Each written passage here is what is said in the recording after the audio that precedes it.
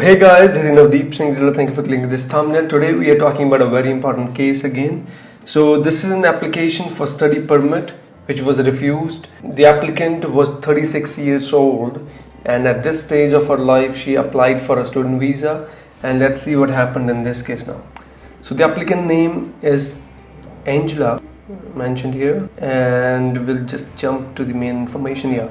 So the applicant is a 36-year-old woman who was born in Zimbabwe. She's also a citizen of South Africa, where she worked for a number of years. She currently works for Emirates Airline and resides in the UAE, where she's a permanent resident, and the applicant does not possess an unrestricted right to reside there permanently. She is sponsored by her employer, resulting in a possible loss of her current status if she moves to Canada to study. So the applicant's mother resides in Zimbabwe and her brother resides in Canada as a tennis instructor. Three other siblings, sister, half-sister and half-brother, resides in United States of America. So the applicant's father, who is a Canadian citizen since 2010, is remarried and lives with his wife in Toronto, where he is a building superintendent. In a nutshell, this applicant has a long history. This applicant has worked in different countries that we're going to talk about further. She began working at the age of 19 as a receptionist in Dubai. So after a period, returned to work for a year in Zimbabwe.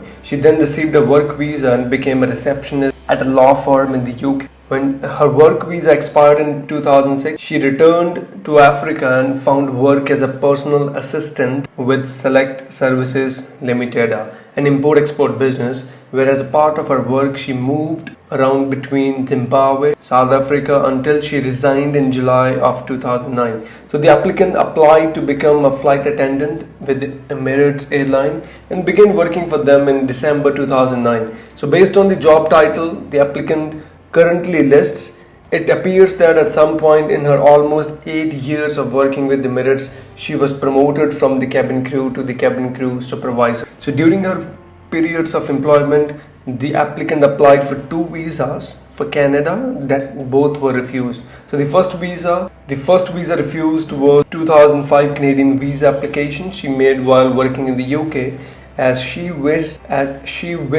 to visit her father and brother in Canada. The submission of her applicant's counsel states that this visa was refused due to the concerns that she would overstay given the conditions in Zimbabwe. So the second visa refusal was made to visit UK on holiday, which says that she's also refused. So the second visa refusal was her 2007 request to visit UK on holiday, which she says also refused due to concern was at high risk of overstaying given the conditions in Zimbabwe. So as a flight attendant traveling as a crew of an airplane, so the applicant had visited almost 50 countries. Submission to the visa officer pointed out that the officer has never overstayed in any of these countries of travel and has visited Canada as a part of an air crew member a number of times, again without overstaying. This is one factor that the applicant is able to justify that he visited, he never overstayed. So approve the application anyway. So the affidavit of the applicant's father, which was before the visa officer, stated that the applicant tends to about 2 times a year and each time has about a 2-day layover during which she visits him. So that was an affidavit from the father just to support the fact that she visited in Canada, he met her and it was all good, she went back. So in 2017, the applicant applied to Seneca College for their 2-year Ontario College program in journalism. She was offered admission in April 2017 and was to have started classes in September 2017 had she received the necessary study permit. The applicant planned on using her savings to fund her studies, while her father offered to support her by having her live with him and his wife in Toronto. So the tuition for full 2 years would have been about 20,000 Canadian dollars. So the applicant predicted that after paying her first tuition fee, approximately 7,000 Canadian dollars, she would have approximately 31,000 Canadian dollars in savings remaining to cover her expenses. Submissions to the visa officer detailed that the applicant has an aunt who is a journalist, has also told her what are the different areas of work in journalism entail. Her counsel also stated that career aptitude tests recommended a career in journalism for an applicant that she wants to write about human rights and issues around the world. So this is where the applicant explains that why she is willing to study at this age and this particular program. So she must have written this particular story in the statement of purpose, I believe. You can even pause the video to read it. So the applicant indicated that after completing the journalism program, she wants to move to USA to live with her sister for a period of time, since the applicant holds a visitor's visa for the US. The applicant then intends to return to the UAE to pursue a career in journalism. So in the refusal letter, the visa officer ticked 2 boxes. The first ground was that the applicant had not satisfied the visa officer that she would leave Canada at the end of her stay. And the officer ticked boxes stating that they considered the following factors: immigration status in the country of residence, because she applied from UAE, she was working as an expat in the UAE. So immigration status because she was permanent resident, but she was not having right to vote over there. So immigration status in the country of residence, family ties in Canada because she was having father and brother in Canada. So because she's already having father and brother in Canada, so they're even supporting them. They're even supporting her.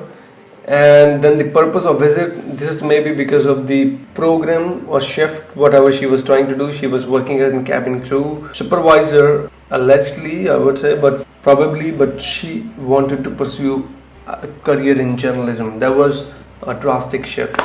So the second ground was to undertake the box with other reasons. The officer, allegedly pursued. Okay, so you can just stop the video and see. The second ground was that under the tick box, other reasons, that the officer writing upon the complete review of the application reasonableness of undertaking the proposed studies in Canada, I'm not satisfied that you will actively pursue a proposed program of study under R 221 to 20.1, not satisfy the primary purpose. So visa officer suspects that it may be a case of dual intent, although they have not mentioned it, but it may be like that. So here are the GCMS notes of the visa officer, where we can see the understanding of the visa officer here. So visa officer notes that her previous studies and employment did not align with their proposed studies in Canada. See, sometimes it is okay, even if you're changing your domain, you're having experience in different field, but you want to pursue your career in a different way. You must have to have a strong passion, and that passion must be substantiated, must be justified with documentation before the visa officer. So it is very important, because nobody can trust the third person unless we see some spark, we see some evidence that this person actually wants to do something. So in the next line, he mentions that her explanation for such a drastic career shift was unsatisfactory at her stage of life. So she was working as a cabin crew supervisor with a prominent airline. So her explanation was not satisfactory. She had no publications or published articles, blogs, vlogs on the internet, or any other credible proof of her stated passion for journalism. Now this is something I would say a common sense. If someone is really playing on the strength and looking forward to make a drastic shift in the career, I believe there must be something very major happened in their life, and they must have taken some actions already. This is how it should be, and I hope you maybe agree with me on this. She has strong family ties to Canada, though her parents and a brother, while 3 siblings, live in the US. She would have to give up her employment to come to Canada, and that would lose her immigration status in the UAE, which would then diminish her employment prospects over there. So the documentation provided did not show strong socio-economic ties to the country of residence.